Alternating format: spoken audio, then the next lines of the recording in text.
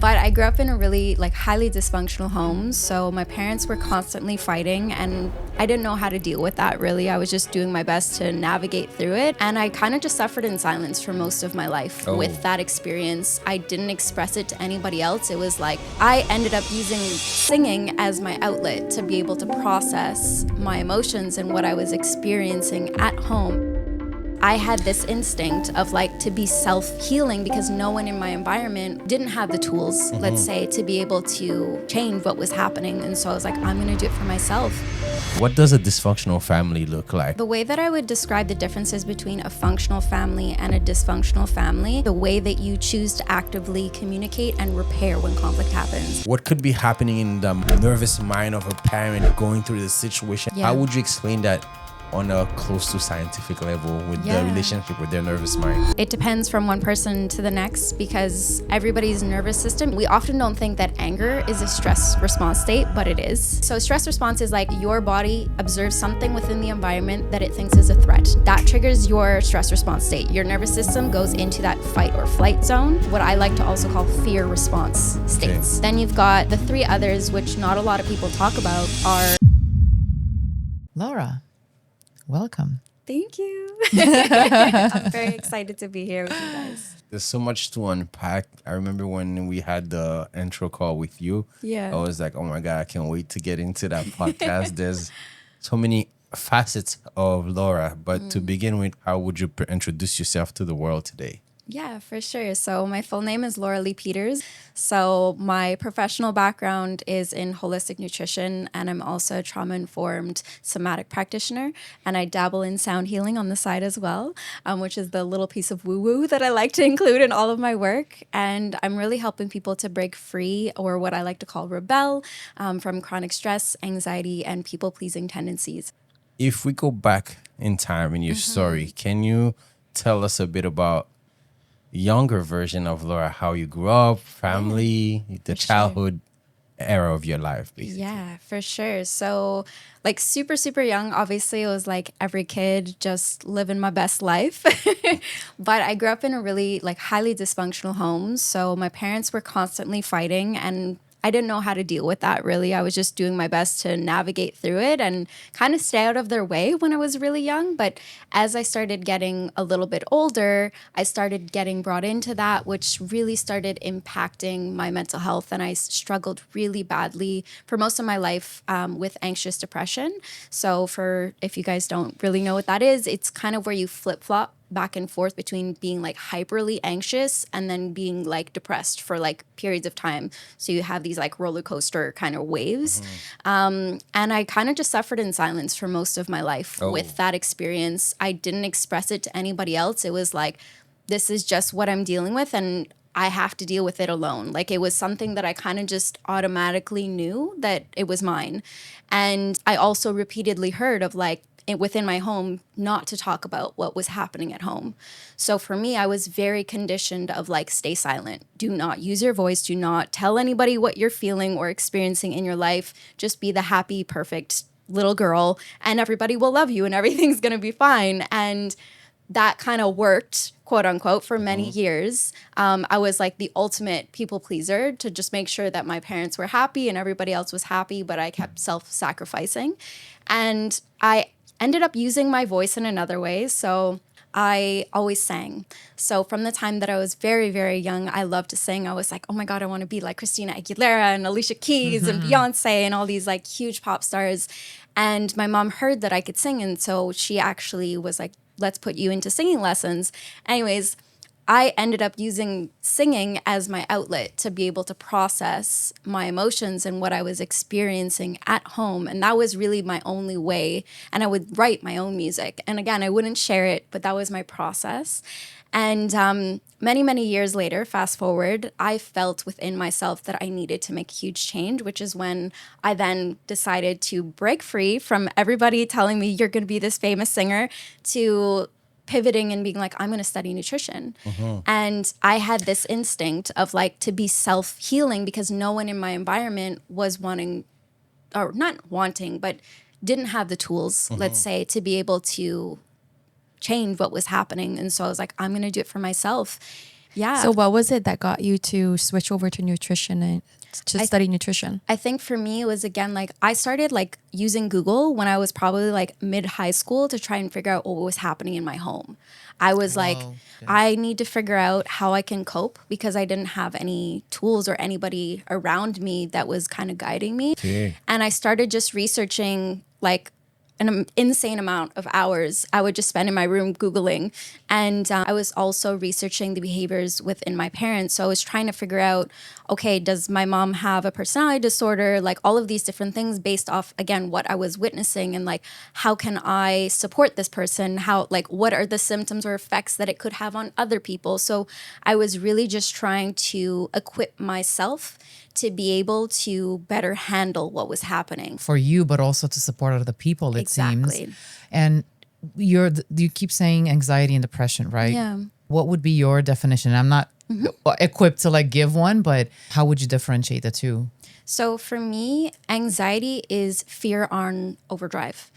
Like anxiety is you're literally like hypervigilant, you're scanning your environment for threats, you're constantly feeling like something bad is about to happen. In the future. Right? In Okay. the future. So I was Exactly. interesting. Yeah. Totally. It's not accurate. happening yet. It hasn't happened yet, Yeah. but your nervous system is just like, what is going to happen? Like, I need to be prepared because for sure, based off what I've Feeling experienced, unsafe 100%. in many It's a lack of ways. safety and just feeling Sounds scared, familiar. right?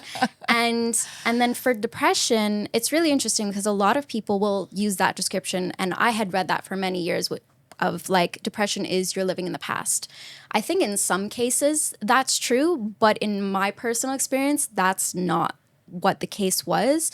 I think there's another kind of alternative like description that needs to come in because I feel like that makes a lot of people experience shame, right? When you say to somebody like stop living in the past if they're depressed, it's often that you're feeling powerless in the present. Yeah. It's not that you're like, Yes. oh, this thing has Ooh, happened, good this thing has one. happened. It's I don't feel like I have any power to Wow, change the yes. situation that I'm currently in. Therefore, and you that's become depressing. depressed. You said something that was so important in the beginning that I think it's super crucial to tap into. Yeah. For our viewers and us on the table listening to you, what does a dysfunctional family look like, right? Because we all have things that happen behind closed doors in our families, but Totally. you describe it as dysfunctional. What was that looking like for you in your life? Yeah. So the way that I would describe the differences between a functional family and a dysfunctional family is the way that you treat each other, the way that you choose to actively communicate and repair when conflict happens. Because every single family, every relationship that you have within your life, there's going to be conflict, Absolutely. right? Like that's Yeah. a normal thing to have. That's actually a good thing. Absolutely. Like you're not the same person. Yeah. It's going to happen. You can debate, have conflict, and resolve without. Exactly. Disagree is okay too. Exactly. But a big, big sign that you are within a dysfunctional home or a dysfunctional relationship is that there's no repair, that there's one or many people that is inflicting their narrative, I would say, or projecting their narrative of like my way or the highway, and everybody else has to follow along. Otherwise, you get like either emotionally abandoned or literally abandoned. So many kids experience that within their homes of feeling like if I do or say the wrong thing, I'm no longer going to be loved. Or I'll be Definitely shamed my by case my right food. here. Yeah. Yeah. Right. And that's a big sign that you're living in a dysfunctional family is when your home is not a place of safety. If you feel like your home is a safe place as a kid, your whole life is going to be completely different versus the kid that grows up in an environment of, I don't know if it's even safe to be myself. Because Absolutely. if I am myself, I might be abandoned. Yeah. And the Totally. worst part is that sometimes it's almost like adults won't even know they're doing it. And sometimes they are aware because they've been told so many times and they just choose not to. Yeah. So there's different levels to why the person would be inflicting the pain. But thank you for that definition. Yeah. That was very moving. And how did pleasure. how did you balance your emotions and your understanding of being around your family when you're dealing with, on the side is dysfunctional family, but on another side you have this supportive family pushing you into music and stuff. How were you feeling? How were you reading the energy at that particular moment of your life? Yeah. So originally, as like a super young kid, when I was singing and just having a great time in my room by myself, like performing for an imaginary audience, I loved it. But Yeah. the more my family got involved, the less I enjoyed it because it became more and more and more about making them happy than me actually being happy doing something I loved. It wasn't about me. It wasn't about like, what do you want to do? It was becoming more and more about, you have this gift, therefore it is your responsibility to use it. And if you don't, then you're no longer going to receive the love. That's crazy. So it became like a burden that I had. And I actually ended up at one point hating singing. I was like, I never want to sing ever again because it wasn't something that brought me joy anymore. It was something that became really heavy. Yeah. Would you say that this helped or this impacted how you transition your life professional career because of the fact that you decided to not pursue the music, but you went in a field that's so Totally different. opposite from But that? Yeah. What made this transition towards what you're actively practicing today? It really came from a place of actually self-love. Yes, Okay. struggle, but self-love of like, okay, I'm seeing that nobody's helping me. Again, not intentionally, but that there's nobody around me that has the information that I need to be able to feel better. And there's nobody around me that has the information to be able to get through to my parents. Because I had tried everything that I could like think of as a teenager or young Absolutely. kid, right? At that time in your life. Exactly. And so the more that I started learning about psychology and trauma and all of these different things, I started actually coming into the world of natural remedies when it came to plants and nutrition and how it could impact the nervous system. And that was kind of my like only thing that I had access to because I couldn't like go to see a therapist because I would have to ask my parents to see a therapist, which meant that it would be like, why do you need a therapist? Like What's everything is wrong? great. Yeah, exactly. You have a perfect life, And I was like, okay, well, I don't feel like that's the case. But anyways, so that was my only thing that I could go towards that they wouldn't be like, oh my God, like this is a big deal. If I was just like, oh, I feel stressed, I want to take supplements or I want to eat this like food that I read about, that it was a safe thing for me to be allowed to bring into my world. What could be happening in the nervous mind of a parent going through the situation and feeling like they have to impose certain things and they're not open to listen to the kid's need at that moment? Yeah. How would you explain that on a close to scientific level with Yeah. the relationship with their nervous mind? For sure. So there's, again, it depends from one person to the next because everybody's nervous system, even when you're in the quote unquote stress response state, there's different categories within that.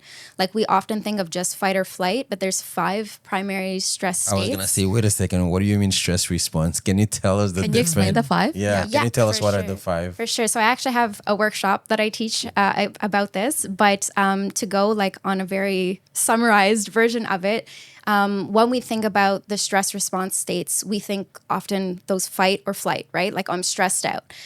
We often don't think that anger is a stress response state, but it is. It's literally, so stress response is like your body observes something within the environment that it thinks is a threat. Okay.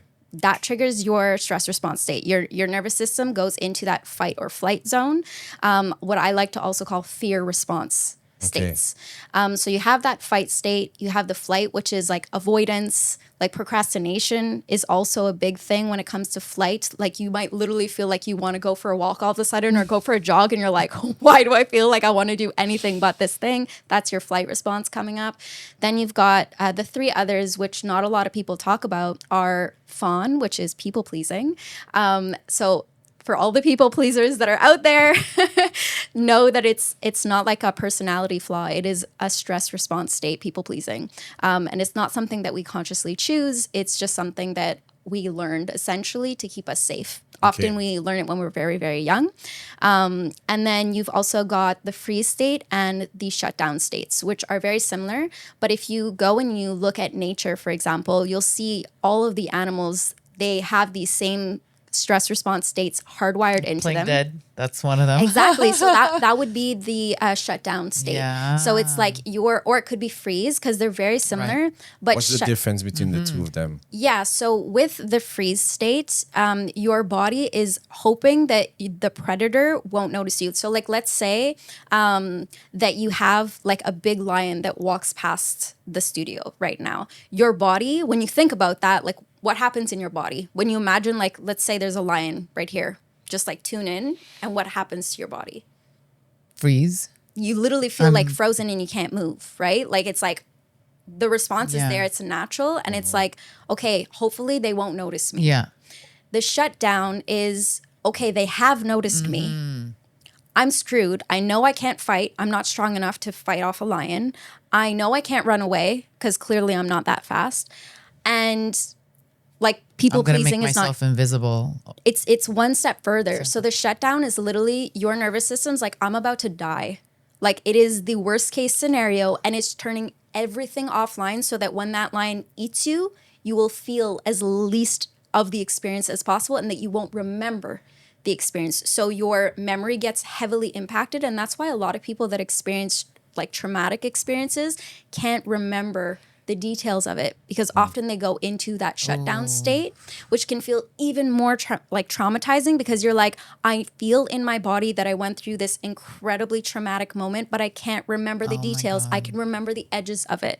And so many people express that, and I'm like, it is not your fault. There's nothing wrong with you. You're not broken, anything. It's literally your body that was trying to protect you from having to experience it to the full It's like you depth of its pain. compartmentalized that experience almost.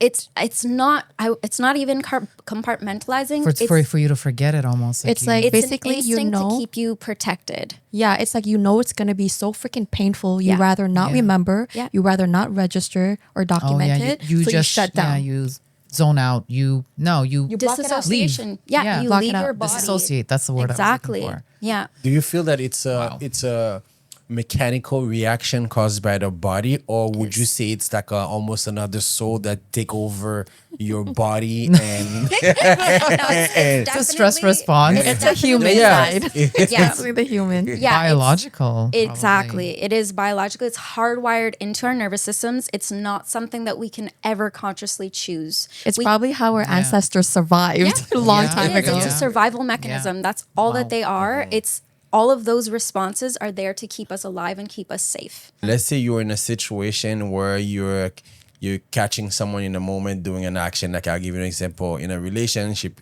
you could walk in a room, you catch your wife or your husband cheating, and then would you call that a freeze state, or That might be a fight response. wait.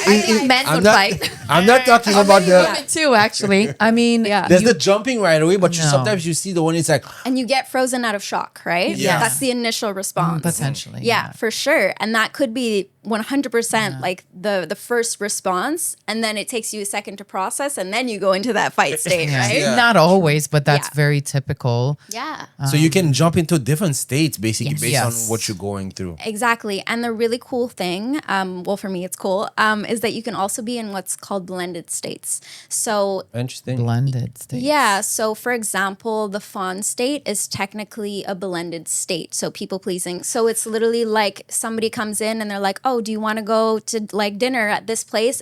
You don't want to go. Oh, But you're like, very. oh, I don't want to disappoint them. Like that's your thing. Like That's a stress response of saying people what pleasing is yes, a stress response. saying yes when you're not really into it. Yep. That's a stress Very response. ambivalent. It's, Yeah. it's fun. Like, it's trying to, Exactly. you still want to be liked. You don't want So to be that's why you abandoned. people please. You say yes to people FOND, please. fun. And also, FAWN. Yeah. Fun. Yeah, that's a mixed state when you're in the people pleasing. So you're in the flight state of you're trying to avoid the threats, whatever that may look like. Maybe it's like the friend that you don't want to disappoint. We do that sometimes. and then I noticed. between Yeah. each So other. sorry, yes. it's okay. And then you also have the free state. So you're in both states at the same time. So that's how it's a blended state okay. The freeze and the and the flight state. Yeah. Yeah. So that's where you are when you're in that fawn state. Yeah. From your expertise working in the field, would you say there are some practical things that someone could do to either catch themselves in a state? And do we have any tools that can help us navigate through those stress responses that you could share with us and our viewers, basically? Yeah, for sure. So each state needs something a little bit differently. So it's really interesting because like when you're in that flight or that fight state, you'll often feel like an energetic, I would say, charge, right? Like in your chest, like when you're angry, you feel heat in your chest. Like it's very repetitive sensations that you experience physically. So when I'm working with people, I often start at that very baseline of like, we need to start getting you more in touch with your body, because I find as a general whole, as a society today, especially in the Western world, we're very disconnected from our physical sensations and from our emotions as a general whole as well. But from our bodies, most of us are just like pushing through, trying to survive like from one day to the next, that our bodies are like the last thing on our lists, right? Like we've got an ache or a pain, like I don't care about it because like it's not my priority. I have to work or whatever the case may be. Yeah. So the first thing that I always get people to do is really start practicing, literally just noticing what are the physical sensations that you're having come up in your body when you feel triggered. So once you start like observing that, then you can start being like, okay, and there's different physical sensations and there's also different thoughts that are associated with each state. And then once you start learning those different kind of signs, then you can be like, oh, okay, right now I'm in the fight state. My kind of specialty, I have the nutrition branch, which is where I work with a lot of people like to start. But then I also have like a background in polyvagal theory and the vagus nerve. So the vagus nerve is the 10th cranial nerve. That's the longest nerve in our body that helps us to switch out of that stress response state. And all of the exercises I teach people, they're physical exercises, super, super simple, that help to what's called tone the vagus nerve. So when you work, it's like essentially like when you go to the gym, you work out your muscles, you can do a kind of similar idea for your nervous system. How does it look like? There are so many different ones. But as an example, you have different, what I call like access points. Yes, exactly. So one of the exercises that I teach to pretty much everybody when I get started is like if you go to the very base, like back of your jawline where it ends just below your ear, and you take the skin there and you push it towards the center of your neck, so like back essentially, and you hold that with pressure while you're breathing in and out for about 30 seconds. You're essentially helping to directly stimulate the vagus nerve, and then you could do the same thing. So everybody calls it as one nerve, but it's technically two. So it's both sides of the neck that you can access that. You also have, if you measure from your wrist, so from here, like 3 fingers down, you have kind of 2 tendons, and if you put your thumb there in between the two and then go in a circular motion, you're also accessing one of the points where the vagus nerve is grandmas closer. used to do to like kids, you know, too. I remember this from. They have like pressure point bracelets for like motion sickness, and that's literally, it's touching the vagus nerve, which is connected to your digestive system. So then that's essentially that's working. So it's really, really cool. And that's like a way that you can like stimulate the nerve, but then there are like, they're not complicated, but they're weird, so I won't do them right now. But there are those different exercises that you can use in the moment when you've learned what state you're in. So for the fight and the flight state, you need to do what's called down-regulating exercises. And then when you're in the fawn, freeze, or shutdown, you need up-regulating. So the main difference is like when you're in that fight or flight, you're up here already, right? The energy is super It's like high, someone super just intense. shot, you know, a bunch of Adrenaline in your body, right? Yeah. You're just like, I gotta do something. You want to take action. So that's the down regulating, is we're downshifting. We're putting on the brake a little bit. We're helping our bodies to come down from that level of intensity. We don't want to stop ourselves from feeling our emotions. And that's, I think, a lot of people, what they confuse like is, I don't want to feel this emotion anymore. How can I shut it off? Versus how can I just dial down the intensity level, sit with it, still be present with it, and feel safe within the emotion without trying to escape from myself and my own experience. Making it more manageable, basically. Exactly, yes. So that is the down-regulating exercises that would be for the flight and the fight response. And then the up-regulating is when you're in the fawn, freeze, and shutdown mode, your body is like preparing for death, right? Like when we said the shutdown, the worst case scenario. It's like it gets harder and harder to move. You feel more and more tired. That's where we have burnout. And this is a big thing that a lot of people don't talk about, is when you're in the shutdown state, it often gets diagnosed as depression. But it can be that you've been in the shutdown state for so long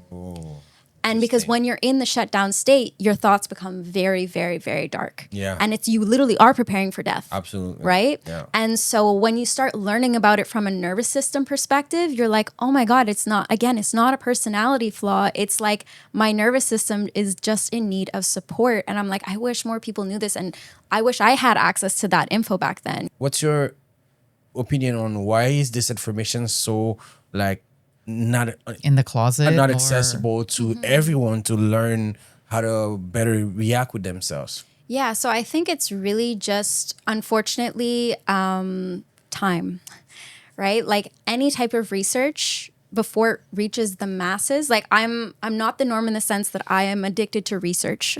Like since I was in high school, like acquiring knowledge, especially around mental health, like all of these things, like that's my biggest addiction in life is like, It's your gift. thank you. Yeah, but it's just like, it's something I'm extremely, almost obsessively passionate about learning. And so for me, it's my world. But for the average person, it's not like you have to spend hours and hours and hours digging like what I did in order to learn everything. Now I'm able to summarize it into bite-sized, really easy to understand pieces. But it took me my whole life pretty Sounds much. familiar. I love it. Right? I could only imagine teachers understanding this and being able to recognize that in their students, which they spend the kids they spend their entire most of their day. I think that there are more and more schools, like for example, there's a lot of schools now that have brought in meditation or yoga or things like that, even in elementary school levels. So I think there is more awareness around the importance of wellness and mental health as well. But this portion of it, I would say deeper dive of understanding the nervous system definitely needs a lot more light kind of shone onto it. And I'm actually in the process right now of trying to get into the school systems to be able to teach teachers this information, to be able to identify not just within themselves, because that would be a game changer, just that, but also to be able to identify within the students. Classroom. Yeah. So imagine all of the kids that are in school today doing their exams that are checking out because of their nervous system responses that would be able to have a completely Because of a different physicality, experience. not necessarily A mental inability. Or even sometimes the reactions of the teachers meeting the kids, right? Yeah. Having sure a that- proper reading of what's happening in front of me and how can I help? Exactly. you know, some teachers are probably a lot more in tune Yeah. with that than others. And again, that's Yeah. not necessarily an academics thing, like that you have the title of a teacher or not. It's just how better Exactly. equipped you are as a human being to just to perform. Yeah. To perform at your job. Yeah, so it's really interesting. I find it's mind-blowing. I don't specialize in ADD or ADHD, but it's so cool because when you look at it from a nervous system perspective, the longer you are in a state of chronic stress, okay, which most people today are, unfortunately, but the longer that you're in that state, what ends up happening on the brain level is the prefrontal cortex starts to shrink. It's called brain atrophy. And so the prefrontal cortex is really important for planning, for rational decision making, for focus, attention, all of the traditional stereotypical symptoms associated with ADD and ADHD. So essentially you have, let's say for students, you have all of these students that are showing signs of ADD and ADHD that may not actually have it. Obviously, there's a lot that are going undiagnosed that do have ADD and ADHD. But in the case where you have kids that aren't previously, let's say when they're very young, showing symptoms, it could be literally just because they've been in a state of chronic stress for too long. So when we start getting out of that state of chronic stress, you can reverse the damage that has been done to the prefrontal cortex and start undoing those symptoms of ADD and ADHD experiences, which I actually personally experienced for myself. Which we haven't gone into, but when I got out of the situation with my parents, I had horrible ADD symptoms. And I was like, I didn't used to have this when I was younger. What's going on?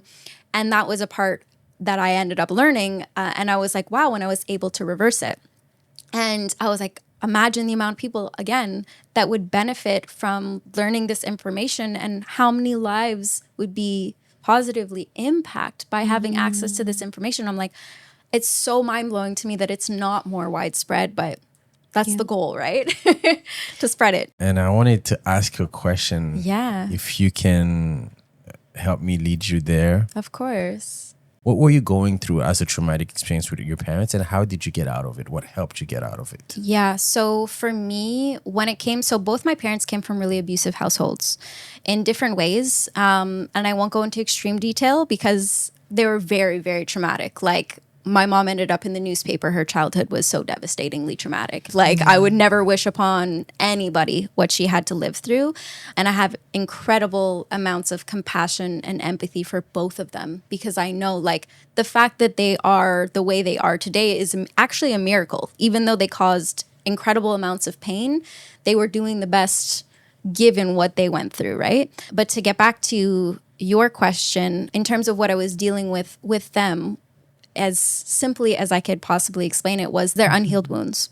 When it came to my mom, she suffers with narcissistic personality disorder, specifically covert narcissistic personality disorder. There are 6 different categories for narcissism. And then with my father, he also experienced a lot of abuse. He doesn't have a personality disorder, but it was more that his nervous system would be activated and he would go into that fawn or flight state. He would just want to escape and like appease her instead of actually facing her. And he actually would resort to being a child when my mom would have her explosive states. So again, I won't go into extreme detail about narcissistic personality disorder. It is, interestingly enough, almost like a little bit of an epidemic right now. It's estimated 1 in 6 people have narcissistic personality disorder, which is quite high.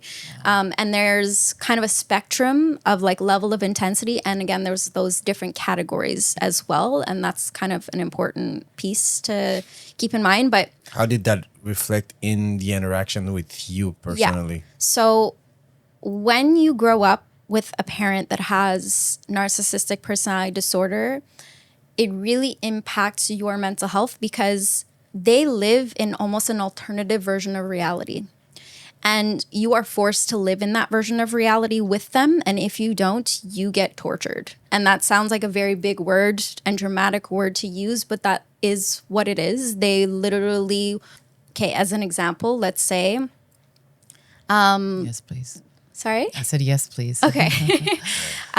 This is a very small one, but just to give you kind of an idea, at one point before I left home with my ex-partner, he had come to stay with us, which I was like, good luck. You'll see how things are, and then you'll not want to stay here.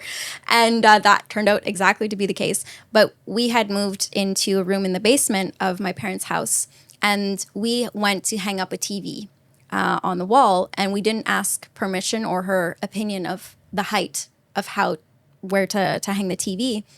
And she was hurt by this, and we apologized, and we were like, we're sorry, we could have waited, you're right, like, do you want us to adjust the height? Like, reasonable reaction.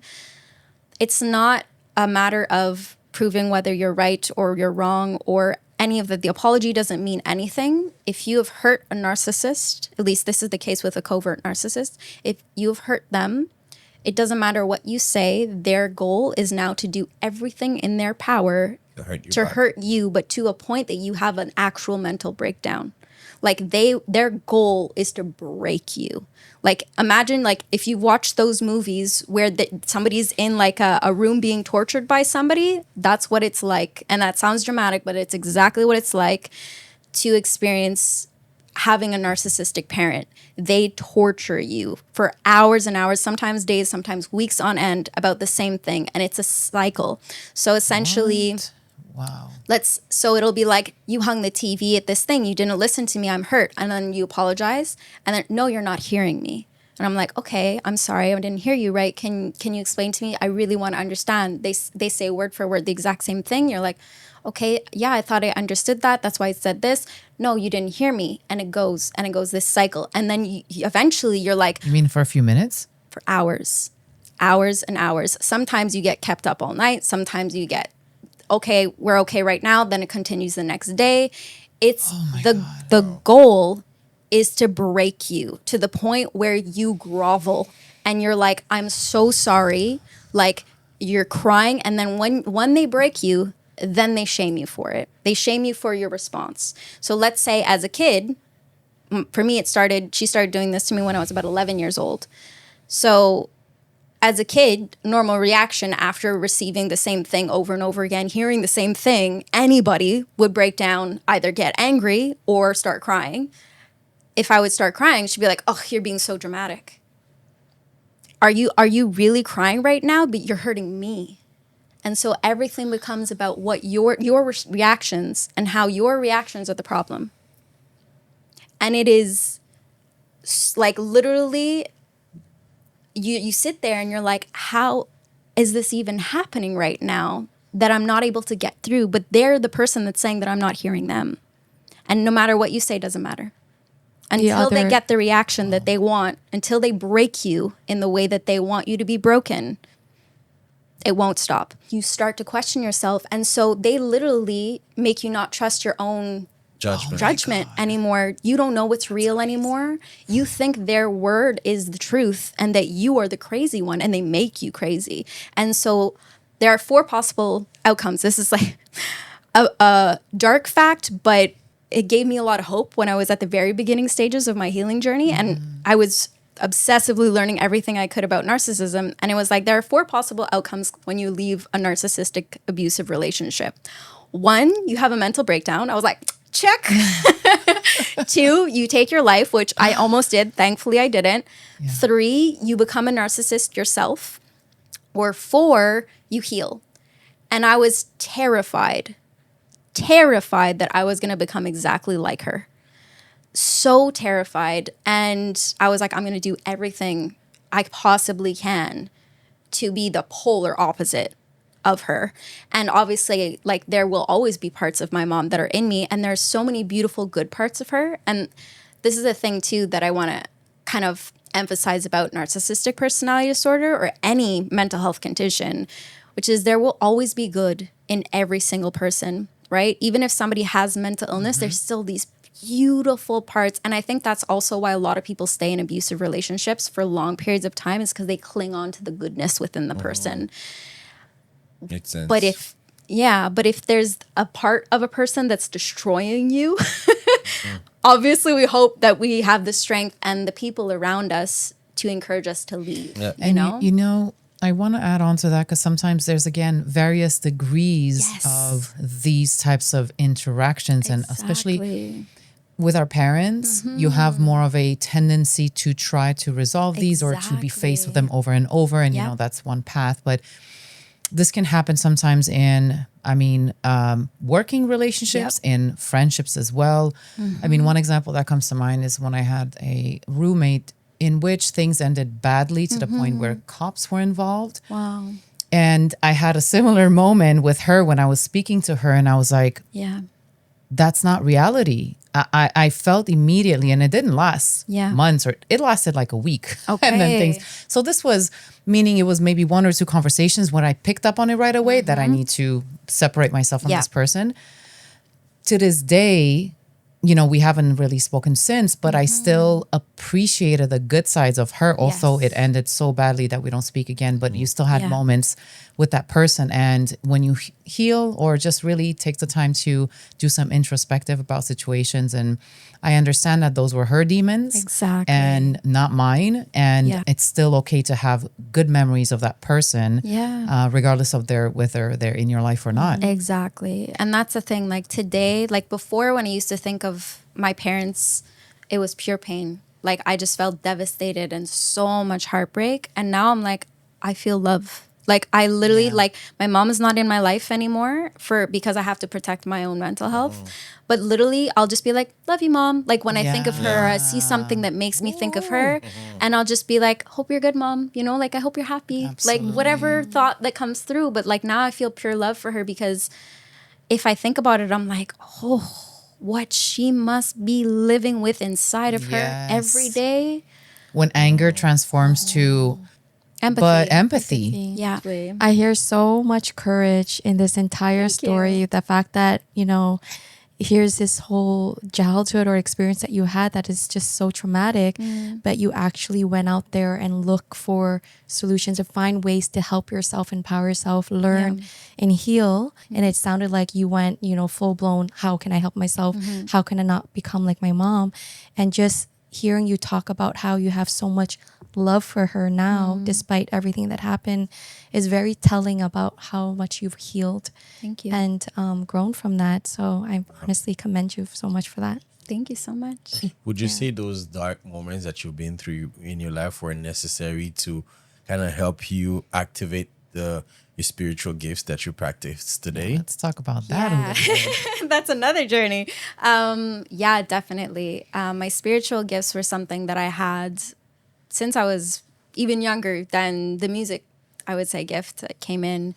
Would you like to name in a simple way? Sure. Some of those gifts. Yeah, for sure. So I know when we did our experience together, it's the gift of healing. But to give a description of how I experience it, so the very first time I experienced my gifts was we had like a zoo at home. We always had many, many pets, which I loved. Okay, like, a little. Yeah, I connected more easily with animals than I did with people. Like those were my best friends, animals and plants. And so for me, that was my first experience as well of having my gifts being activated, because I would feel when my pets were in pain.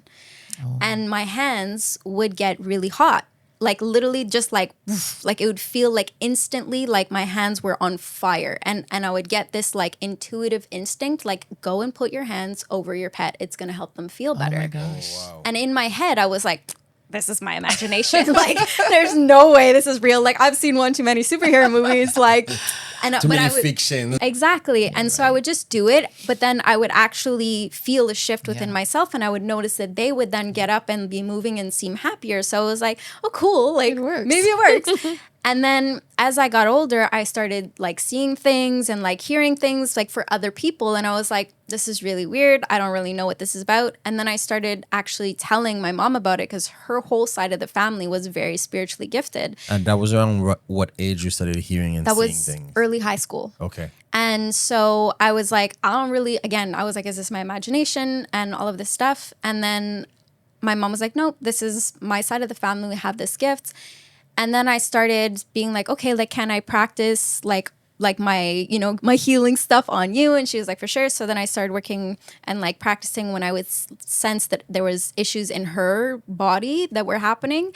And then when I was like 15 or so, her and my aunts were like, oh, we're going to this like psychic fair. You want to go with us? And I was just like, ooh, this sounds really weird, but okay. Like, again, 15-year-old, like, love sci-fi. I was just like, for sure.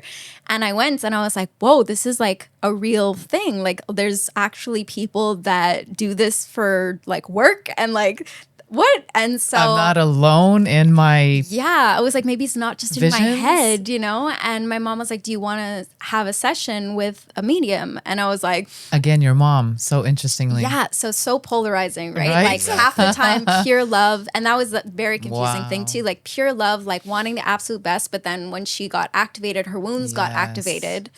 Then That's another story. crazy. another story. I would call it good place mom, bad place mom. Yeah. That's what I would call her. And and so anyways, we were at this festival together, and I saw this medium, and I put my hands on the table. She was this, where was she from? She was from the States, but I just remember she was like this big mama, grandma kind of energy. She was just like, hey, baby girl, like, put your hands on my table. And I was just like, okay. So I put my hands down. And I was so mind blown, because she put her hands on top of my hand, and I felt coming out of her hands into mine what I would usually feel going out of mine into other, like, my pets and animals. And I looked up and I was like, you too? Like, I thought I was the only one that had this weird heat thing come out of my hands, And she would just like nodded at me, because she was like, oh yeah, like, you're not alone. And then she went on this whole spiel, like saying things to me that I had never told anybody else. And I was like, how do you know? Like, like, that's the gift of sensitivity. Yeah, I was just like, how do you know like everything about me, but you don't know me? You just met me. Like, you're telling secrets about me that my own family doesn't know. And she was just like, I know. And What was the biggest thing would you say she said that convinced you that you couldn't have had it from anyone else? I don't remember the exact details. I have the recording of it on a tape. I would have to listen back, but like I remember the one thing that she said to me, or actually there was two that she said to me that I was like, whoa, as a 15-year-old kid, like being introduced to this world. She was like, she's like, I can open your third eye right now. And she's like, and you'll have all your gifts activated. She's like, but then you'll be traumatized. So I don't want to do that to you. And I was like, oh, I don't want that. Like, that sounds scary. And then the other thing, she was like, you're a light worker. You're here to up-level the earth. And you're like here to help heal humanity and all of this. And I was like, this is so scary. Like, why are you telling me this? Like, this is too big of a responsibility. Yeah, exactly. And I was like, I don't want it. And she was like, don't worry. Like, you're not alone. Like, there's lots of other people that are on that same mission to like try to make the world a better place and everything. And I was just like, okay. Just being exposed to this environment at an early age was It was wild. probably something. It doesn't mean it changed you overnight, but it was your first experience, you Yeah. would say, with That world. you know, you and your spirituality. Exactly. So going back to that, you Yeah. know, as a healer, you want to go just a little bit deeper as to what are the things that you might be able to do, what might other people might find as weird, but nowadays Yeah. it's more of a common It totally discussion. is weird. Totally. But it's weird in a cool way. Very unique. Yeah. Thank you. Yeah, it kind of does feel like sci-fi, and it does feel like a little bit mystical because I've also been in that environment with you. I've had a session from you. yeah. It's a beautiful experience. Thank you. Yeah, so I have like the energy that I feel through my hands. So the way that I always explain to people is that I essentially open myself up to be kind of like a vessel. So I never like say it's me that's doing the work because it's not how it feels. And that sounds also very weird to say, but it feels like other energies move through me. So I always make sure like I'm very intentional of like when I open myself up, that only good energy comes through and that there's no dark entities or energy, because that does exist, right? There's always light and darkness. But I always open the space only to good energy to come through. And we all have our own guides. We all have our own kind of protectors. Like you have different like angels, you have ancestors, you have energies from other galaxies. Like there's so many different possible guides that we each have. And then you have other energies that might come in and out depending on what you're going through in your life. But I have a team that essentially is with me every time I do a session with anybody. And so I can feel people's energies. Essentially, the way that I describe it is that it's almost like when you are, if you've gone traveling, or even if you haven't, if you've just like gone through those automatic doors where you're like in a building and then the wind hits you when the doors open. That's the best way that I can describe in a 3D type term of how it feels for me to experience other people's energy. It's literally like a door opens and then I get and I then feel their energy hit me and it goes into my body and I'm able to feel exactly what's happening within their physical body. And I'm like, oh, okay, I now feel exactly where things are, like blockages or pains or injuries within their body. Or it can also be like memories that are stored that want to be moved, which is also very interesting. And then, so I get that information and then I then start hearing like from the guides that are in the room. So I have my guides and then I also have the other person's guides in the space that will then also be involved in the process. And then so I'm intuitively guided. So my left hand is the hand that essentially pulls in the energy, which sounds very strange to say, but that's how I experience it. So it feels like there's like an opening in the center of my hand and that the energy then goes in and gets kind of alchemized and transformed within my body. And sometimes my hands will shake. Sometimes I'm making different symbols. And it moves through my body. And then it comes out and is transformed through the right hand. So it's kind of like this circle that goes through the process and then comes out like transformed on the other side. Wow. And then the other thing that's happening is, so as I'm feeling this happening through my body, I'll also feel as if the top of my head almost opens. It kind of looks like a little metal opening that happens. Like that's the visual that I always get. It goes like, phew, and then it feels like there's a beam of light that comes into the top of my head. And then I either get just like pure energy, I start making sounds. So this is the interesting thing for me every time. I never know what's going to happen in a session outside of I'm going to feel energy and I'm going to be making sounds. And then sometimes I also see people's memories. Sometimes I get visuals from their guides or from mine as well for them to have. Sometimes I don't see any visuals. Sometimes it's just sensations and just energy that I'm feeling. Or sometimes I'll get messages of like, they have to do this thing. So every single time it's slightly different. I never know what to expect. It's never really me that's the one that's guiding it.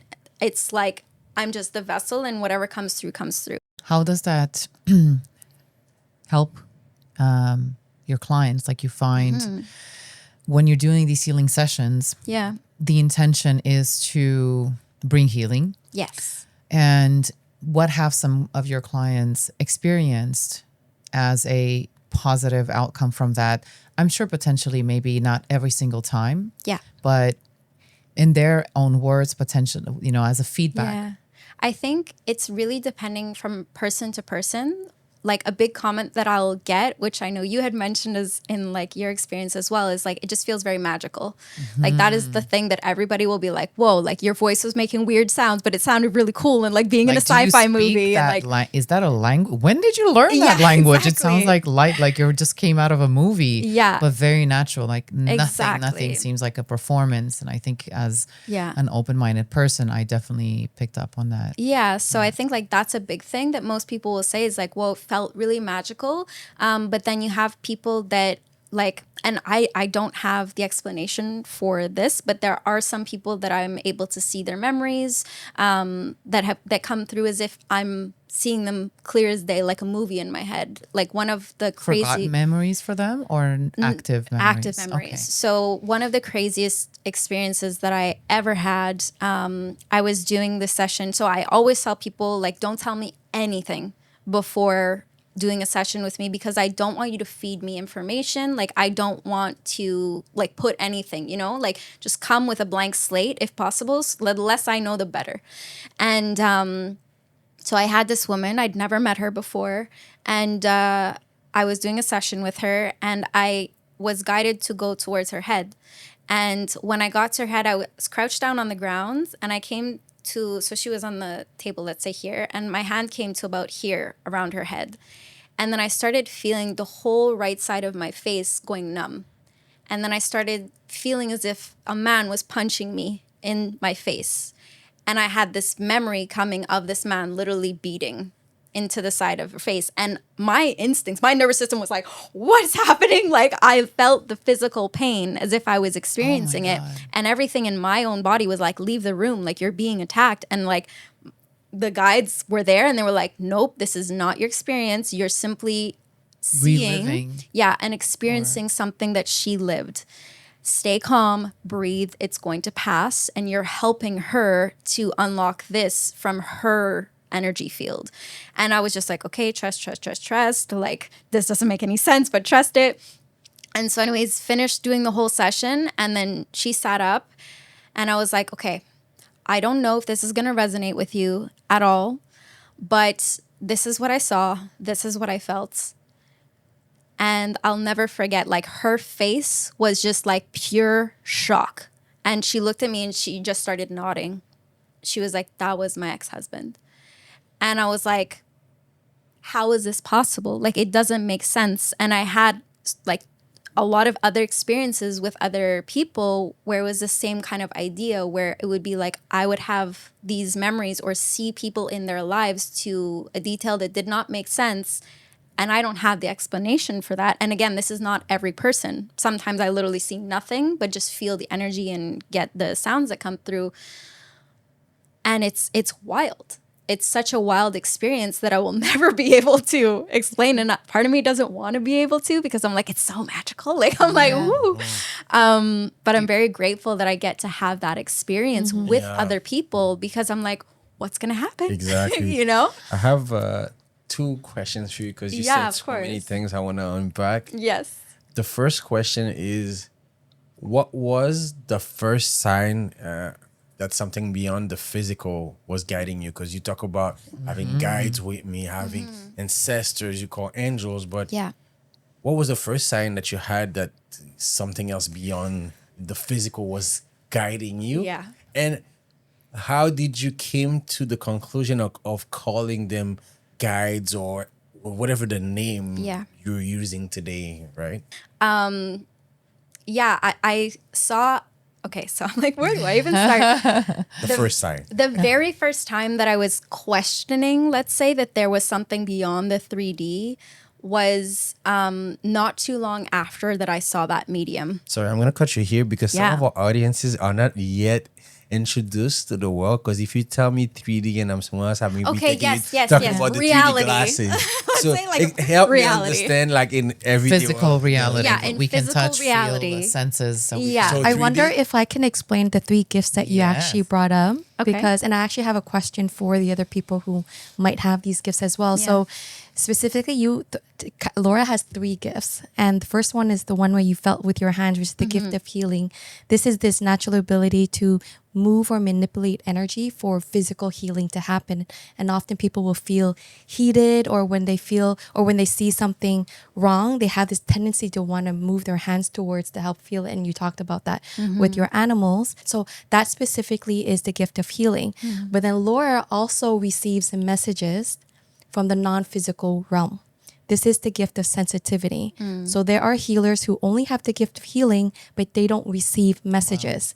So Laura has both. Yeah. And then on top of that, she has the gift of sound and music. So sometimes, depending on the patient or the client that she's seeing, she has this need to speak light language, which is that sound vibration. Every word or every, I don't know what you want to call it, has a vibration, a frequency to it that helps heal them. Yeah. Or she sings, which is also part of her gifts too.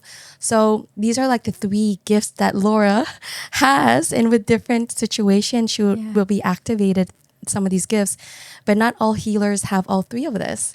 So yeah, if you can tell us about, that first time Didier was asking, how did you know that you had this gift or felt activated with it? Yeah, well, for the gifts was definitely with my pets that I was like, oh, I felt that. But for the hearing the messages aspect and the other things being activated. So not too long after I saw the medium when I was 15, I started seeing like spirits. maybe she did open up your third eye a She little did bit. a little bit. Yeah, I definitely do think. So I started seeing like spirits. So by spirits, I mean human beings that have passed on, crossed over, but I would see them as if they were here with us. But there's a distinction in the way they moved. So that was the way that I knew that they weren't actually alive, which sounds weird to say out loud. But the way that I would see them would be like looking like a regular person. So not like our idea of like the ghost of like a sheet ghost, right? Like, but like looks like us, but the way that they move is very fast and they almost look a little bit transparent.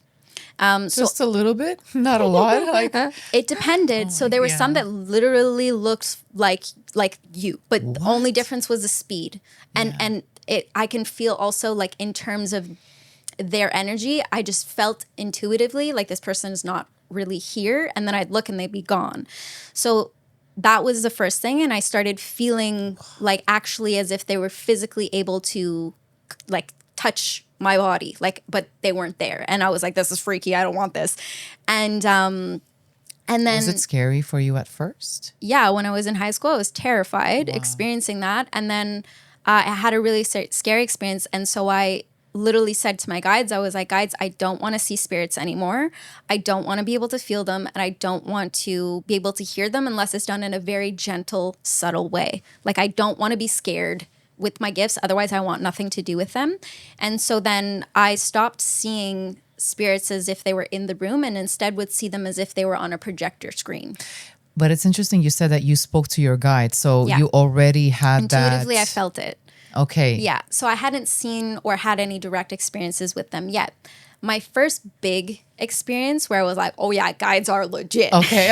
Tell us. That's the one I was like, I need the pre-story before I get here. Yeah. So when I first got out of my parents' place, when I had moved in with my partner at the time, I was in like devastating pain and I was like so desperate and I was hearing messages like literally as if like somebody was calling me up on the phone. Like nobody would be around and I'd hear as if somebody was talking Hearing to me. voices. Yeah, Very hearing cool. voices, but not in a creepy way. Yeah. Like in a very loving way of being like, this thing is going to be happening soon. Or like, you should get ready for this. Or like, you're going to see this person today. Like future forecasting me, and then things would be happening. And is it words or Yeah.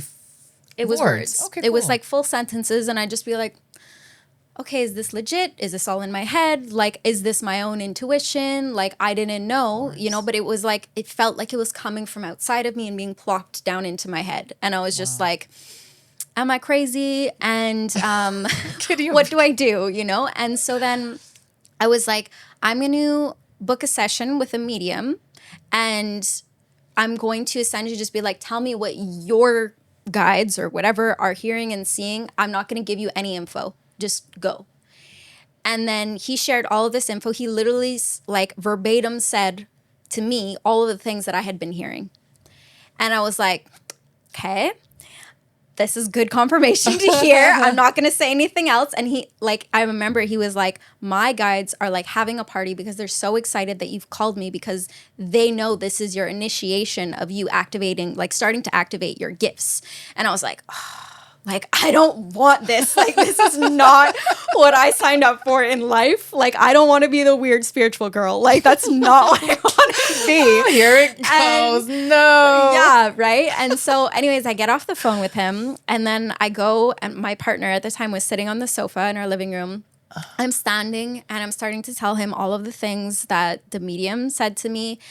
And then all of a sudden, I feel this like entity, like I use entity, I'll explain him better, but that just like appeared next to me. And the best way that I can describe was I felt that it was an energy. First, it was a female, and I saw the visual of it being like this almost like goddess looking woman. And then it shifted into a masculine, like it looked like to me, like an angel. And it was like glowing, like kind of like goldenish red, like almost being on fire. And you know that feeling when you open a sauna door? And it's like, whoa, and get whacked with heat. That's how it felt. It was like, it appeared, and then I was just like, such intense heat radiating towards me that I literally stopped talking. I was like, but I couldn't see it again in the room because I had indicated This in was the a past. spirit or a guide? This was a guide. Okay. And Wow. and so I felt this heat, and I literally was like so distracted by it that I took a step to the side, like a big step, because I was like, it's too hot. I was like, this is way too intense. And my partner was like, what's going on with you? Like, you're weird. Like, why did you take a step to the side all of a sudden? And I explained to him, I was like, it's like, I feel like there's something here. And he was like, okay. And then he was just like staring at me like, you weirdo. And then I was like, okay, like, I'm going to continue talking. So I go and start talking again. And then I literally felt the guide being like, you have been asking. Get ready to receive. And then it walked in front of me and put its hands directly on my chest. Like literally like, whoa. And I felt like literally as if like, as real as all of you are, like it felt like a human being putting their hands on my chest, but it was like heat, like pure heat. It was just like, whoa. And it felt like heat and like love going directly into my heart. And I literally was like, like I lost my breath because it was so intense. And I was just like, receiving it, and then it was like poof, gone, just like phew. And I was like, okay. And so I tell my partner again like what I experienced, and he's like, okay. And and then anyways, I tell him everything, and I'm sitting there, I'm like, what just happened? I'm not sure how to, you know, explain what I just experienced. And then whatever, you know, go about the rest of my day, everything. We go to bed, 3 a.m. sharp. I sit up, boom, like straight, not like wake up and then slowly, you know, sit up, just like whoo, sat up straight in my bed. And I hear, go back to the living room, sit on the sofa, close your eyes, and get ready to receive again. And I was like, okay. So I stand up, I walk to the living room, sit on the sofa, and then boom, comes back into the room, starts talking to me as clearly as any of you would be talking to me. And is like, okay, so you're a healer. You're here to help people to heal. I'm going to give you ways that you can protect yourself from dark energies. And I was like, okay, this is going to be helpful for real people. And then I literally felt as if he came behind me and placed his hands on my back. And it's still crazy to me, and it is crazy. I literally felt as if two wings went, like grew out of my back. And I heard him say, like, I'm giving you a set of wings so that you can use them, protect and shelter yourself. And then I was just sitting there bawling my eyes out. And then I kept having more and more and more experiences where these different guides would come through and give me different messages. And I mean, that's so just one thing. that was just is one. like just one. Yeah. Very. Everyone can see whatever they want about their belief into these. But for me, I truly believe that Yeah. you can tap into talking with spirits, and spirits can come within you to express themselves out to the 100%, physical right. world. Yeah, like a direct experience with my sister when you talk about spirits coming into our body. So this was when it was my early 20s. We just moved to a new house, like for like a month or two. And my sister that night was very sick. She had the fever. And she would wake up. And we're Buddhists, and we have these statues that protect the house. They're protection, and they're in the hallway. And my dad would be watching movies or TV until late at night. And that night, she comes out into the hallway, and she was just walking. My dad's like, what are you doing? And she saw the Buddha statue, and started pointing at it.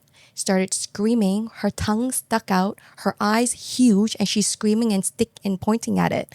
And me and my mom woke up, and my dad pulled her to the living room, pinned her down, and told me to go get the knife. And I was like, what do you mean? And he's like, just go get the knife. So I went to get the knife and gave it to him.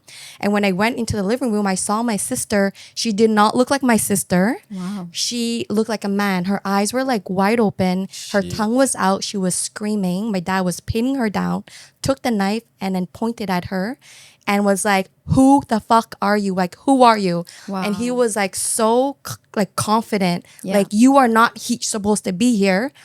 And then when he was like screaming at her, That's crazy. and I was just like watching them, I was like, what the hell? And at one moment, my sister just shook and she's like, I'm your daughter.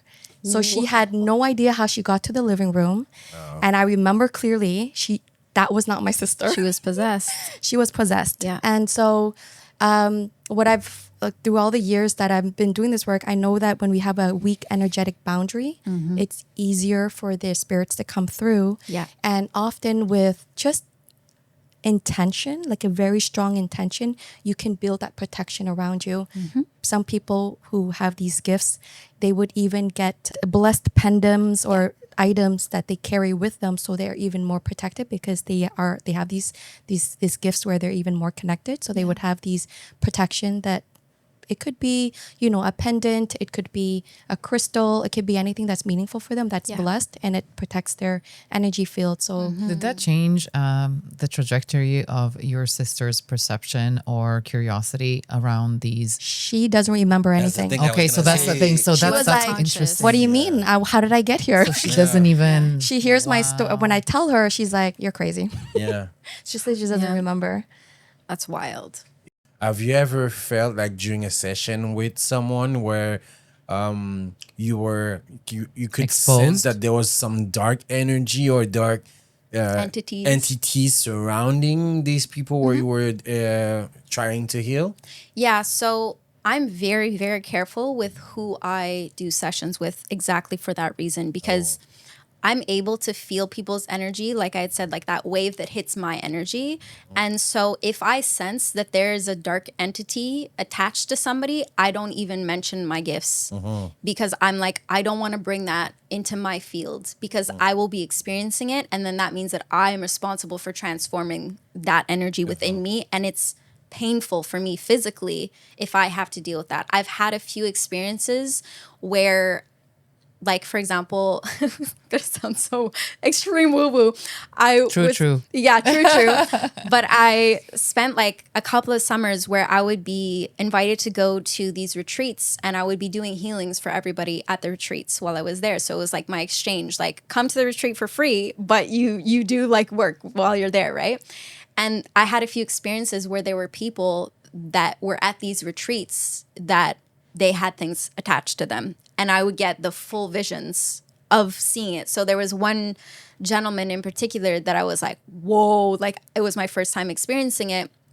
As soon as he walked up to me, I felt his energy imprint, and then I got a visual that he had what looked like little gargoyles attached, like 3 of them, like 2 on his shoulder and 1 like around here, that were attached to his energy field.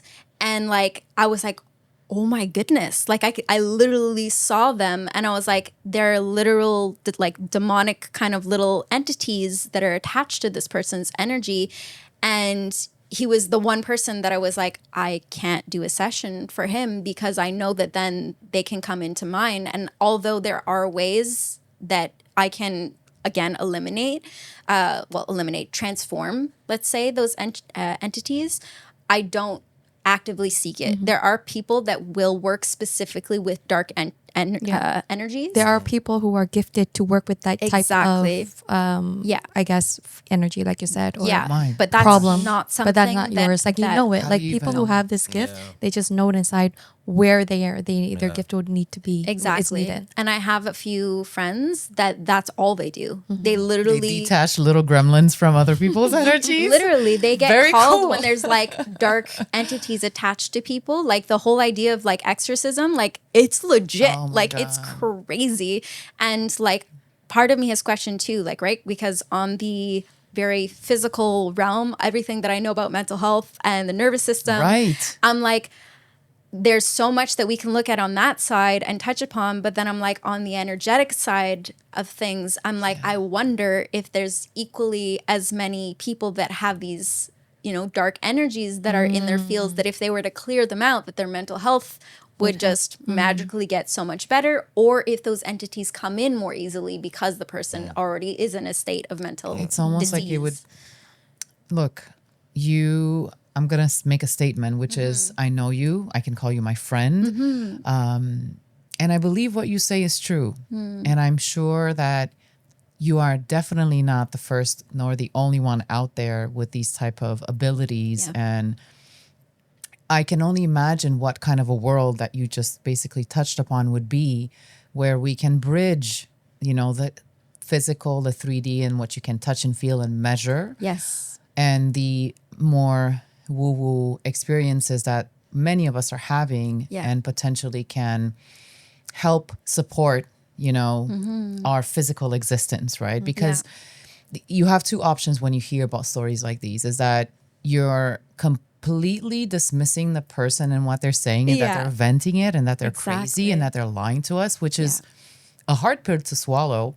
It's also not easy to accept that all of this is true, especially if it's the first time that, anybody listening is maybe exposed to it. But it is such an interesting conversation, because it starts with curiosity and open-mindedness, and then let's see where these who else can do that? Have you ever experienced, maybe at a very small degree, maybe your kids, start coming home and talking about these things when they're teenagers. So I find this fascinating. I actually have 2 things. One question, but also to add to what you're saying, is that a lot of us hear her gifts and think like, oh my God, that's crazy, because the stories are actually freaking Sounds crazy. like it's from a movie. But the work that I do, every single one of us do have these spiritual gifts.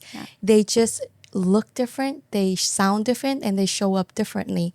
Each person who has their gift have a different experience. So her experience with her gifts is like she sees these entities and she hears them and she feels them that strongly. But if you guys think about your gifts, for example, with your gift of vision, when you receive that, it's like a knowing. It's like a knowing. You don't even have to question it. It's just that download that you were talking earlier when you receive it. this. Yeah. It's like a download. And in that moment, there's like this strong sense of knowing. That's what she experiences eventually when she allows it and accepts it. Yeah. And the same with you, with your gifts of encouragement. Like you just know what you need to do in those moments. Or what you need to I say. don't, Or but why it you need happens. to, and Yeah, it it's happens, almost and you very allow it, right?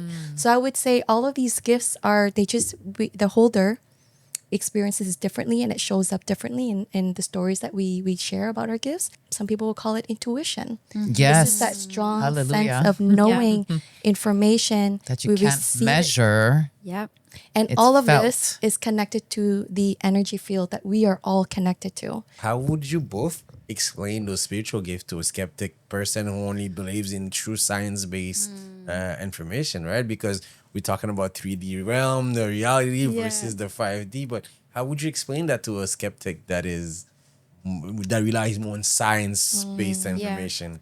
You know, when we remove the knowing, like when we remove, like, I know this, there's so much possibility that's out there. And that's what makes life so beautiful, I find, is not knowing what's going to happen and being open and curious to that. But I also believe that science and spirituality are basically trying to do the same thing.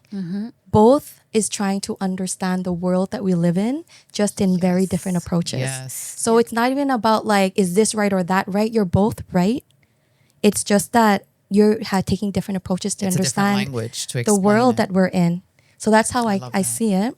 And, you know, if science is what calls to you, then go that direction. But if you're really just open and curious and want to experience this universe in your personal journey and your personal experience, be open to spirituality and just see what's out there for you. Science may explain the world around you, but spirituality will explain the world inside of you, Within you. and how they relate to each other.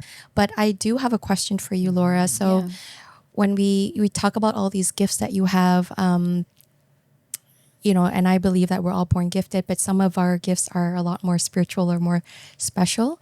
And with some of my clients who discover these gifts and they deep down, they know they have these gifts, but they're not ready to share you know, them. to share them. And I think that also when we did the session together, you were not ready or you were fully resistant. Yeah. What would you tell these people who have these less talked about Uncommon. gifts or less common gifts? What would you Yeah. tell these people who have these gifts? Yeah, I think for me, I would say like taboo gifts, because that was a big reason why I didn't want to openly talk about my gifts in the past, was because my dad's side of the family was very religious. And when you talk about these types of gifts, it's like, even if it's doing it for good, it's considered as like demonic. Like if I go in, I'm like, oh yeah, I do healings and then channel. Because people don't understand it. Yeah. And like, they're like, you're speaking in tongues. And I'm like, it's literally pure healing energy. There's no demonic entities whatsoever involved. It's the opposite. It's like protection from that type of entity. It's you learn real fast to hide it. And so for me, the one thing I would say for people that are also in that state of not feeling safe is literally try to find other people that are talking about it. Go to a psychic convention. No, I'm kidding. But, you know, But, find like, your find people. your crew. Yeah, because like when you find people that have similar gifts to you, that's when the safety can start to be formed for yourself in, you know, In your expression. exactly. And like the one thing that I do want to say that I feel like a lot of people that are in that world have experienced as well is when it comes to the word spirituality, I think it's come to a place where it's almost not equivalent of like the word religion, but it has its own connotation now that has shifted from what it originally meant, which I think for me, at least, the way that I look at the word spirituality and what it means to be spiritual is to literally just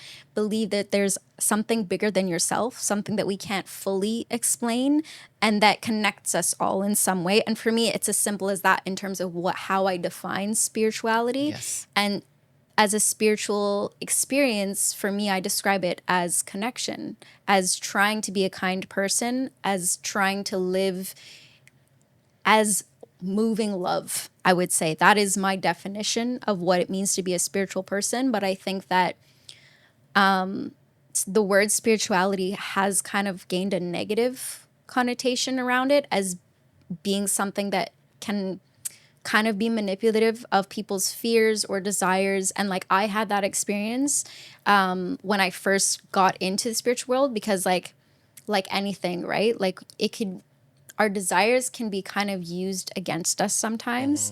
And so I think that is a kind of barometer or compass that I would just say anybody that's going into the spiritual kind of realm or that has those spiritual gifts, follow like kindness, follow love.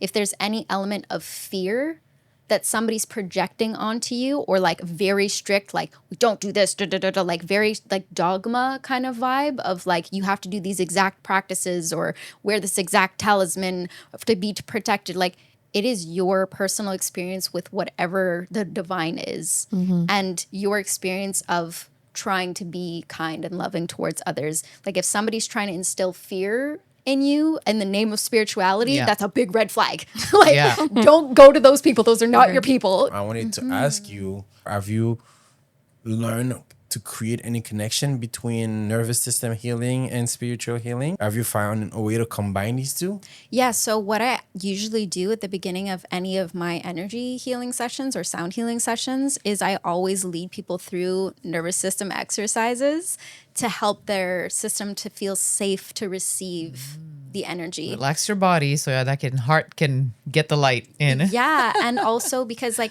this is a big thing that isn't really talked about nearly enough, in my personal opinion, but is we focus when it comes to mental health on the mind, right? And it's like, oh, if you're overthinking, it's a mental thing. Like, just stop thinking. It's like, when has that ever worked? Like, never, you know? It's actually a body thing. It's a nervous system thing. When you're overthinking, it's a sign that your nervous system is in that fight or flight zone and it's activated. So when you do those like body-based practices, you're actually helping the mind to talk a lot less because your body is feeling safer. We're overthinking when we're not feeling safe, essentially. And so that's what I do at the beginning of each of my sessions is like, how can we help the body to feel safer to receive the energy? And I think that's also a big reason why some people are able to feel and receive like energetic experiences in terms of sensations within their body versus other people that are not able to experience it as deeply, let's say, just because of their nervous system state is different.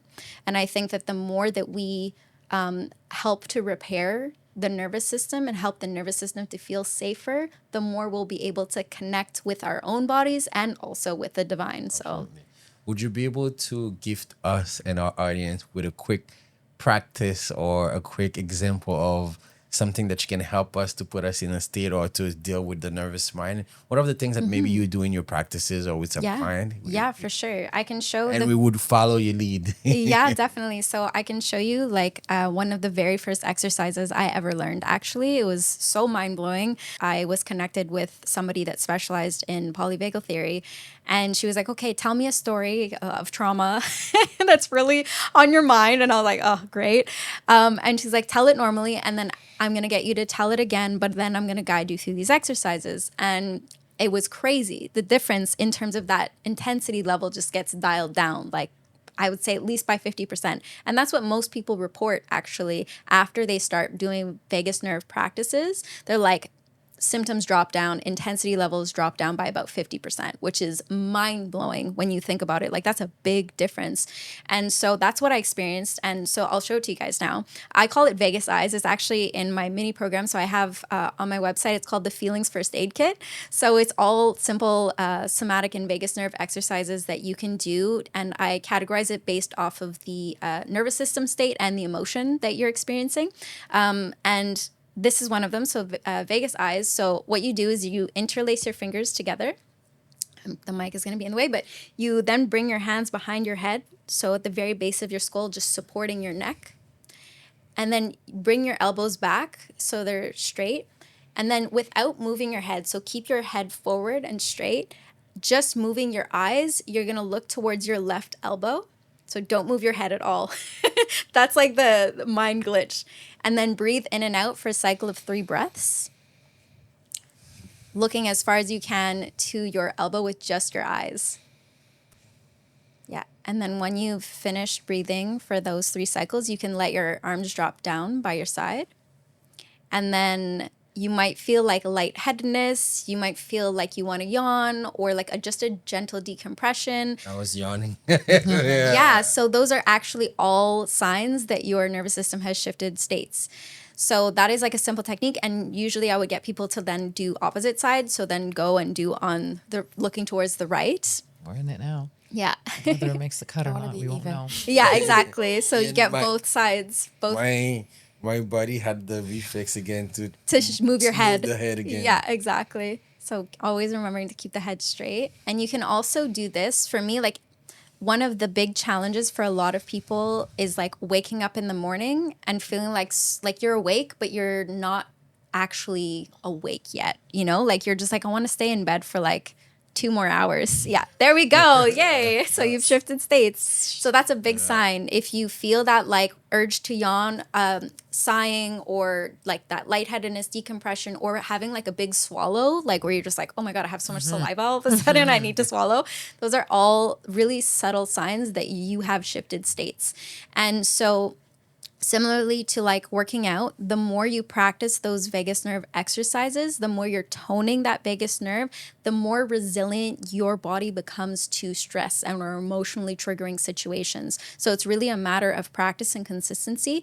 And I usually, when I'm teaching people these different exercises, I always tell them, practice them when you feel as calm as you possibly can, because then that gives your nervous system and your brain a point of reference to come back to. So when you are activated and very stressed, you're going to be able to come back to that more regulated state faster than if you were to just practice doing the exercises when you are stressed. It still will work, but it's just giving your nervous system that faster point of reference. So yeah, that's the first one that I learned, and you can start with. I was trying to see how do I do that in public.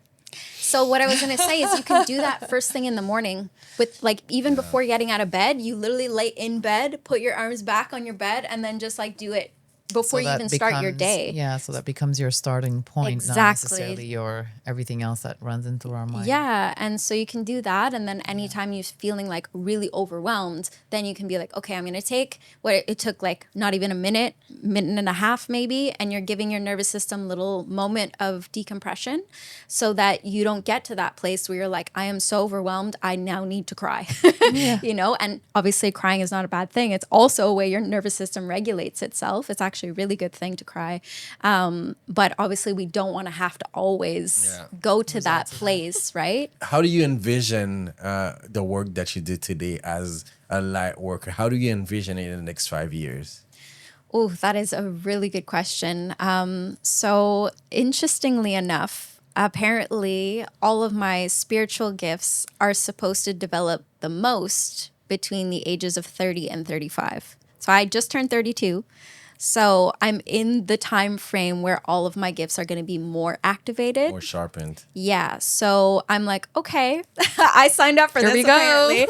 And yeah, I'm just kind of going along for the ride, going along for the journey, and really being guided. And my most recent kind of messages from my guides were to be a little bit braver in terms of my visibility, because when it came to my sessions, was only doing so based off of referral. For a very long time, it was like only with people that you know, through recommendation. Yeah, I'm exactly. Take a speakerphone and shout it out, but you can tell someone if you see them, right? It was a little more played down. Yeah, exactly. And so it's like that was my thing before, that I was just like, I'm not going to advertise. Also because I was afraid to advertise. Whereas I would say it's like the last 3 months that I've been getting very clear messages of like, you need to be putting yourself out there and to stop being afraid of using your gifts in a more public setting. And so I've started, as of this month actually, doing like live group sound healings. So that's been the next step of my journey, but I have a lot of visuals that have come through in terms of those messages of actually recording sound healing album and traveling all over the world to sacred sites and channeling at those sacred sites and making music on the sound healing sessions at those sites. So I'm very excited about that. I'm like, whew, all right. We'll see what comes through and what happens, but that's what I've been shown. So I'm going to follow it and enjoy the ride. You said you were in a phase of only working with referrals, but if today someone who listens to that podcast, they want to reach out to you and they're curious to know more, how do they get in touch with you? Yeah, so either on Instagram, which is my username is @nervoussystemrebel, or on my website, which is nervoussystemrebel.com. They could send me a message directly through either one of those spaces. And it's really cool actually, because for you kind of mentioned this before, but for energies in general, you can do distance, which I've done for people in the past, like distance healings, where they literally are like in their own bed and like Zoom call or phone call, and they just put in headphones close their eyes and they're able to feel everything as if like I'm in the room with them. Because again, it's not ever me that's doing it, right? It's the other energies So it that are doesn't doing need it. your physical human presence necessarily Exactly. to. Yeah. Also, we're all connected. 100%. energetically. Yeah. So, but that's the way that I'm offering, like, for anybody essentially that does feel called to receive that, I can do it that way. And then obviously, if they're located relatively close, then I could book in-person sessions as well. Wow, wow.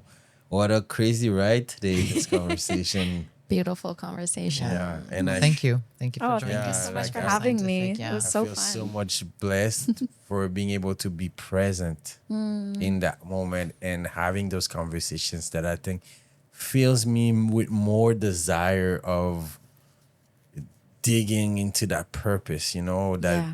that goal that Alex and I decided to put this RPS plan out to the world. Yeah.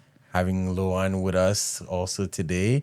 And every time we have a session, I feel like my heart is being filled with so much because I'm like, wow, I can't wait for us to share that with the rest of the world. Yeah. And for them to experience virtually what we're experiencing live now Yeah. through those podcasts. And I know often Alex asks the question, are we relevant? If you're feeling the way I'm feeling today, or if you're feeling some type of way, any excitement from this Oh, those are all podcast today, my own little, sticky thoughts that I deal with. But being present if is today is, as you're present, you're feeling Absolutely. some type of way. I feel that energy again can It's be shared. felt even through Zoom or through the other side of a screen. Yeah. You know what I mean? It's shared, the energy. Absolutely. So thank you, Laura, for being present with us today. Thank you for blessing us with all your expertise and Stories. true stories. till the next one. Till the next episode.